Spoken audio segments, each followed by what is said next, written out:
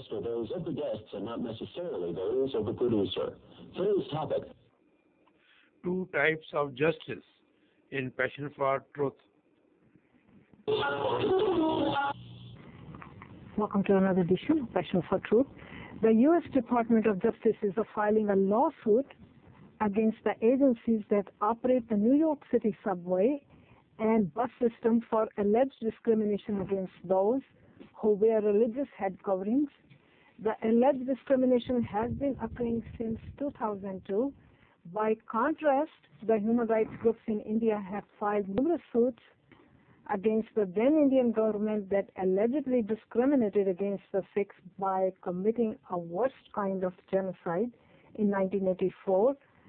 No justice is in sight, so why do two different kinds of justice operate in two well-established democracies? We'll be asking our panelists next for the answers. Shekhar Tiwari, political analyst from Northern Virginia. Dr. Amarjeet Singh, President, Voices for Freedom, also columnist for several newspapers. Dr. Gregory Staunton, President, Genocide Watch, formerly with Woodrow Wilson Institute for Scholars. Dr. Staunton also was a professor at the American and the Washington Lee Universities and has been to India and Pakistan numerous times. Dr. Staunton is President, Genocide Watch, and also professor of Human Rights University of Mary Washington, Fredericksburg. Dr. Joseph Annunziata with expertise on international affairs. Dr. Annunziata worked as an advisor to the Assistant Secretary of Defense on international issues. He was a senior staff member at the White House. Starting with you, Sir Dr. Amarjeet Singh, a violation of no hats policy was not in effect prior to September 2002? I think there were some instances here and there, but as far as this New York case goes, there has not been any discrimination on the basis of any head covering. This case came very recently, and good thing is that Justice Department has taken cudgels to challenge New York Transit Authority, other Transportation Metropolitan Authority, and we hope that this challenge in the court will give positive results. How do you predict the outcome? They will be allowed to wear head coverings without any problem? Well, certainly. I think under the American Basic Freedom of Religion thing, no state in the United States, they may discriminate in different institutions here and there, but when it comes to federal agencies challenging them, certainly justice will prevail, and we'll see turban Sikhs in railways and in buses in New York very soon. What is the lesson from this, Greg? Is it that the U.S. system of justice is such that when they find out that the law is violated, they make every effort to enforce it, even though temporarily the justice may be blocked? Is that your general impression? Well, sometimes justice takes a very long time, as you know. In this case, though, I think the key is that there is a statute, a U.S. statute, that actually forbids discrimination based on religion by employers, and reasonable accommodation has to be given for dress based on religious belief. We are not France. We are the United States, and we believe that reasonable accommodation can be given, including turbans and other forms of dress. And so actually I do think in this case it's likely that the Justice Department will prevail, and that New York City will be required to return to their previous policy of tolerance. We are joined by another panelist, Preet Mohan Singh, and he is Director of Sikh Media Watch and Resource Task Force SMART. Give us the latest on what's happening to that subway case. What's the latest? We have already talked about the case. Sure. The latest is, and I just spoke with the Justice Department prosecutor last week who's prosecuting the case, and they are reasonably confident that they're going to prevail. So you talked about that before. The and I think it's important to mention that the Justice Department doesn't take very many cases. And they took this case because they saw a pattern of practice. And the pattern of practice was certainly something that pre-9/11 didn't have this sense of, folks not being allowed to wear turbans. Certainly, Kevin Harrington, Sathari Singh was wearing a turban for 20 years. And there was no policy change, but he was told in June of this year that he wouldn't be allowed to wear the turban anymore. And that's why the Justice Department stepped in. And incidentally, another recent development is we've heard, since the press releases have gone out, about the Justice Department taking this case, which we think is the appropriate place for this case, because it sends a message around the country that that reasonable accommodation standard should be met. Okay. We've heard from others around the country who've also been targeted by the New York City Transit Authority and the MTA, which is exciting because it further builds on the pattern of practice. Well, in India, the world's largest democracy, the story is altogether different, Mr. Tiwari. Recently, as you know, Harvinder Singh Phulka is a prominent human rights activist and who has fought to seek justice for victims of 1984 genocide. For the last 20 years, he was publicly abused on India's national television by Jagdish Titler, an Indian government, as you know, minister, because the Indian minister has been alleged for leading and inciting a mob during the genocide in India's national capital in 1984. Are you shocked that the Indian minister did this on the national television? No, I'm not shocked, but let's understand it a little bit clearly. See, government is an entity that continues on no matter which party is in power. This happened when Congress Party was in power. And Congress Party has a different view of the world. They looked at society in a divided way. You are Sikh, you are Hindu, you are Muslim, you are Christian, you are from Punjab, you are from Bengal. This is the traditional way Congress always looks at it. And anyone which does not support Congress, politically, they become enemy. And that particular time, the Punjab was growing to the anti-Congress party. And when Mr. Gandhi was shot, their people got carried away. And even though they were ruling the country, they forgot that the country has the same justice system to anyone, whether they like Congress or they don't like Congress. Justice has to be equal to everyone. But unfortunately, there have been periods of time when Congress Party really looked the other way and more cared for its own political benefit than enforcing the law.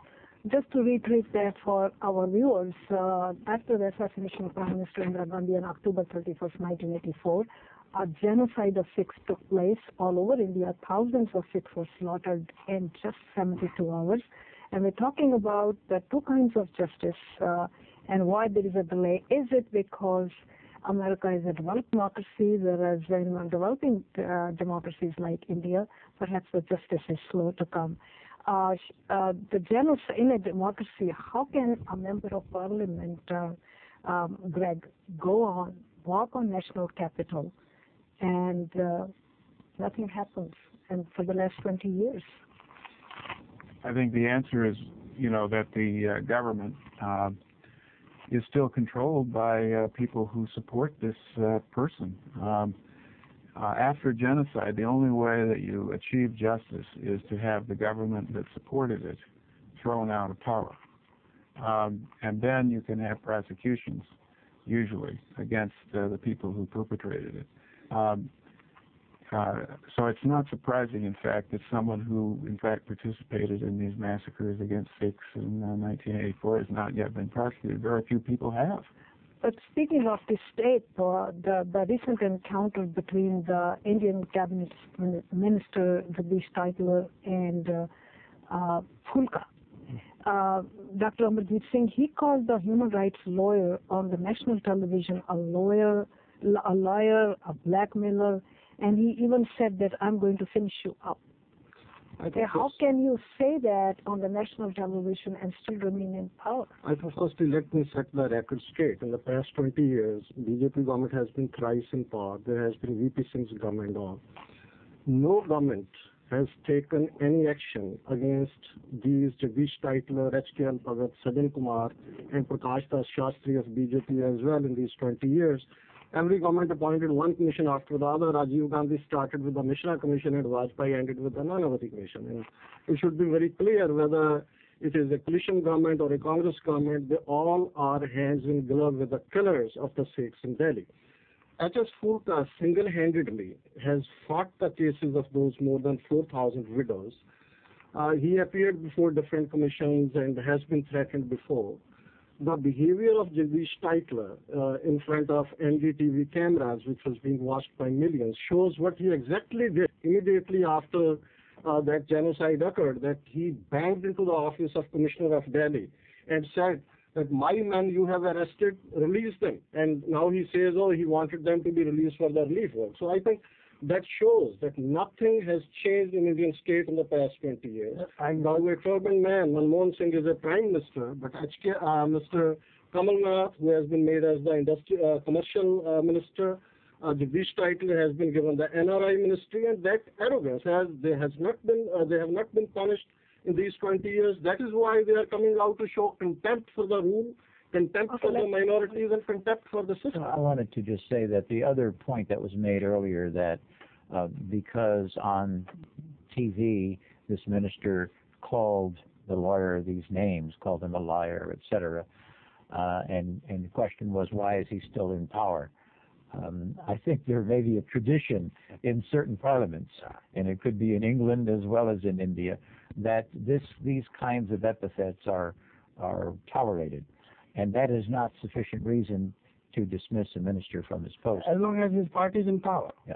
That does nothing to do. Whether he committed a crime and he should be judged before a tribunal. Where are you, Preetman, on what they said? Well, you know, we're an organization that works on Sikh American issues, but I was in Delhi in 1984. My home was almost torched, and speaking from a personal perspective, it is absolutely horrific what happened, and I agree that the rule of law is something that should certainly be apart from the politicians who are in power. However, as a student of world history, when Nazi Germany took place, and when apartheid in Germany, when apartheid in South Africa came to an end, there was Nuremberg, okay, an extrajudicial institution. In South Africa, there was the Truth and Reconciliation Commission led by Desmond Tutu. Someone who wasn't a part of the government, was respected worldwide. And my question would be, given that we had family members who were burned alive, why hasn't that taken place in India? That's the question that I would like to see answered. And I agree with you that that free speech is a bedrock of democracy. But when you say, I'm going to take care of you, that to me, given his previous actions, Titler's, certainly rise to the standard of being insightful. And you are certainly being libelous and slanderous and making an open threat on national television, which is going to incite the others that take place in communal violence around India on a regular basis. Okay, let me ask. Let me ask. Which are criminal in the current government? Not only Jagdish Titler. Right. Yeah, there are seven three, of them. Three. At least. Seven. Okay. There are 7 of them which has a criminal charges for killing people. Okay, the television presenter only initiated the discussion asking why the guilty in Delhi and Gujarat were not punished and why the witnesses are consistently intimidated and turning hostile. And Mr. Titler, we are talking about, started shouting at the human rights lawyer saying, you're a liar, you're a blackmailer, I'm going to finish you up. What I'm saying is all the free exchanges, frank exchanges between the people not encouraged on India's television? Does anybody want to take No, up? actually, the Judith Titler, along with that, said on the TV that I wouldn't have come on this program. I have come to expose you, Mr. Fulka, you who are a cheater, you are a liar and all. Mm-hmm. Let me set the record straight. There is no FIR against Judith Titler.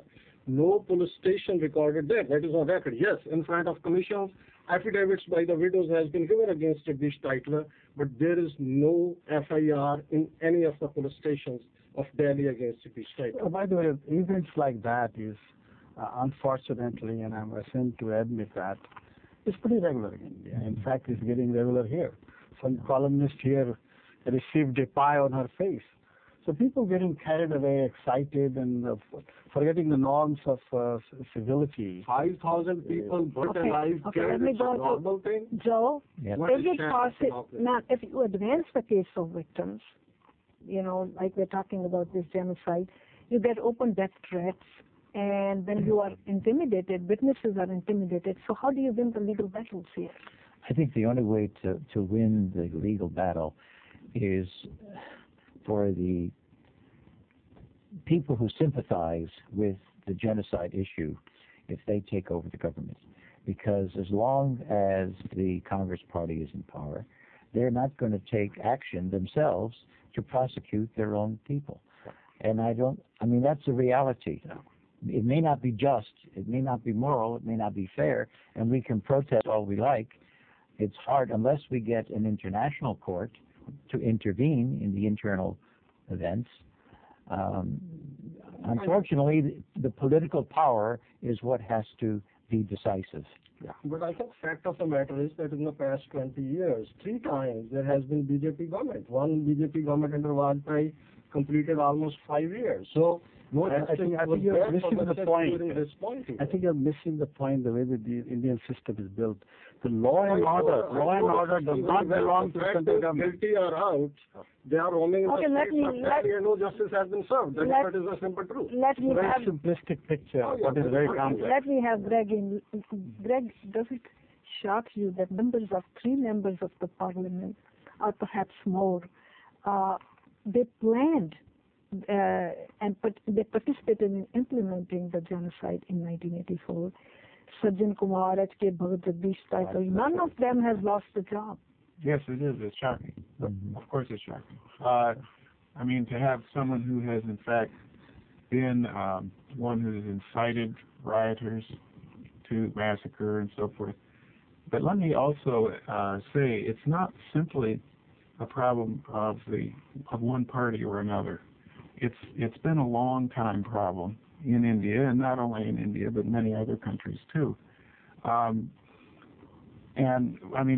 Just to bring up this other case where BJP in fact was in power in Gujarat, as you know, they've had very hard time achieving justice there, because the prosecution there that was trying to prosecute people for burning down a bakery, for instance, with people inside, and some other atrocities, they intimidated the witnesses so much that they had to withdraw the case. So you have a real problem enforcing justice when those who are in power are sympathetic or supportive of, in fact, the perpetrators of the killers. So what you need is a system that can put those people behind bars independently. But it's very difficult. I think Joe's right, because there's always a political element in making decisions about prosecution. I'll be right back. Stay with us with closing comments. Stay with us. Session for 2. The way with its role in the 1984 anti-Sikh riot. Press us at 6388. Email us at feedback@ndtv.com. These are the images that are fading away from the public memory. 20 years after the 1984 anti-Sikh riots, not a single major Congress politician has been indicted. But now this man, Congress MP from Outer Delhi, Sajjan Kumar, could find himself under scrutiny yet again. Justice G.T. Nanavati, who is heading the commission inquiring into the anti-Sikh riots, says that evidence has been provided to him against Sajjan Kumar and former Congress Union Minister H.K.L. Bhagat. Bhagat is seriously ill. Kumar, who was acquitted by a Delhi court 2 years ago, was elected as an MP's time with a large margin. his name has appeared, but now not even a single FIR was actually registered against him. That has been the previous argument. You're saying he used political pressure not to have FIR? All of them. All the Congress politicians used the political influence. The case was not registered against anyone. I'm Gandhian, and I think the fundamental question is whether you can resolve any personal injustice by violent means. I think all violence is bad.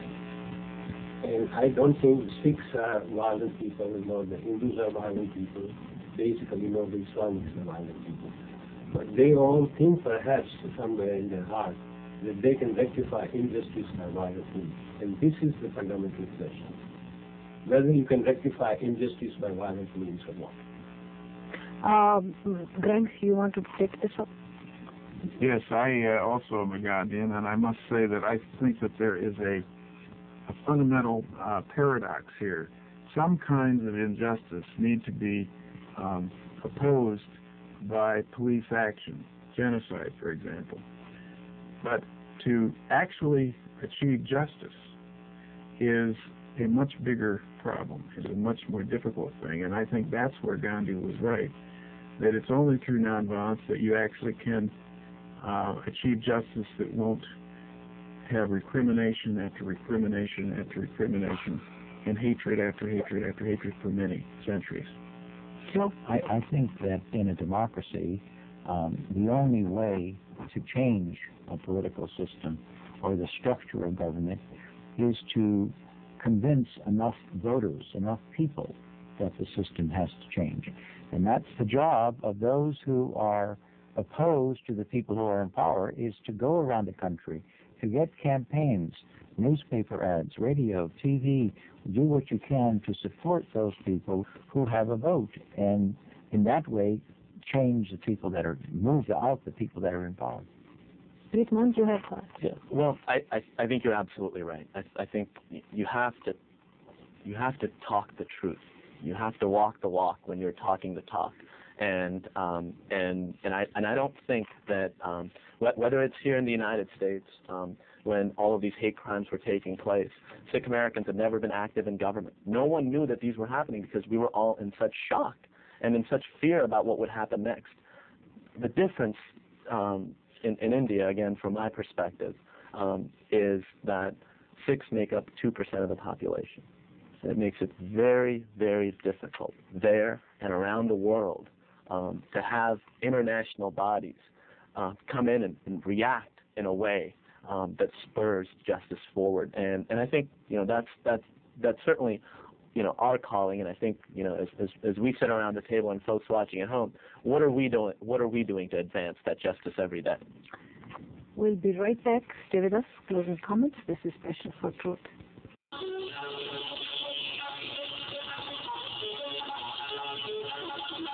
Do you accept that Congress leaders use their clout not to have FIRs? That 20 years have passed and not a single Congress leader has been indicted for the anti-Sikh crime. You have not been. I have to end it here. It's very unfortunate.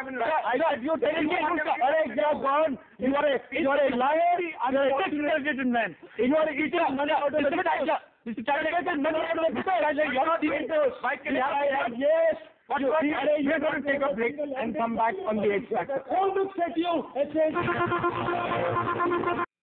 Passion for Truth. We're talking about two kinds of justice. The U.S. Department of Justice is filing lawsuit against agencies that operate in New York City subway and bus system for alleged discrimination against those who wear religious head coverings.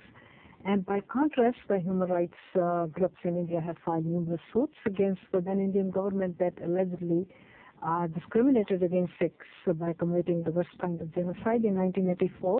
And we are wondering whether there are two kinds of justice operating in two well-established democracies. And one final thought from each of our panelists, starting with you, Shekhar.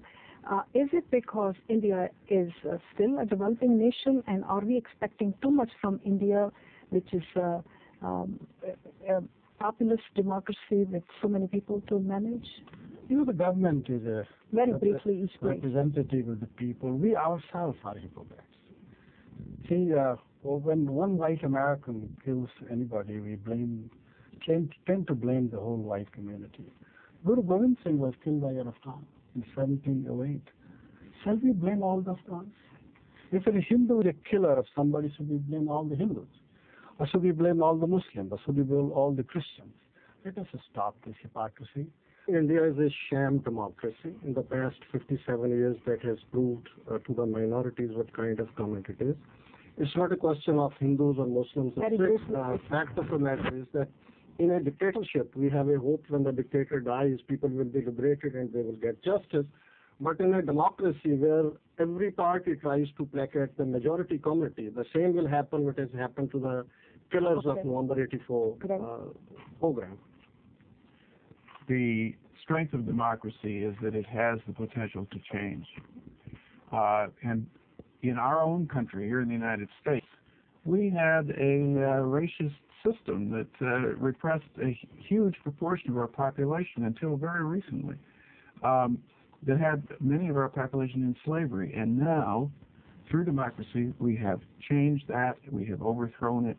I think that very same kind of beginning of tolerance and of overcoming these kinds of communal hatreds is also possible in India.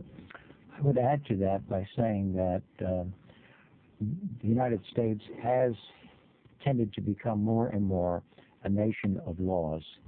India has not reached that point yet, so that the justice system in India is still very much dominated by the power that the party that is in power. It is not independent. We have a law. When a law is violated, the Justice Department or the police must automatically uphold that law and pursue those who have violated the law. They don't wait for President Bush or somebody to say, please prosecute the people who violated the law. Well, again, SMART works within the Sikh American community, and what we're finding in terms of democracy and the rule of law, and this case, the MTA case, clearly demonstrates that we brought this case to the Justice Department back in June, and we said, you know, there's this man who contacted us, and here's his story, which we heard earlier. And he's gotten his job back, but we wanted to let you know about it. And the Assistant Attorney General of Civil Rights looked me in the eye, and he said, give me details about the case because I still want to write a letter to make sure that this person, that this doesn't take place again to him or anybody else. And that's really the crux of where, when you have access to government. And since that time, we've had another case filed on behalf of a Sikh American woman in Phoenix who came to us and said, you know, I was wearing my religious kirpan at work and I was fired. So she came to us because she saw that the system worked in the MTA case, and now she sees the system working. And I think we, you know, as advocates, need to push on so that the general masses see that if there is a clear violation of the law, that someone will actually advocate for me. And that's all the time we have. We'll bring you another edition of Passion for Truth next Saturday and Sunday. Thank you for joining us.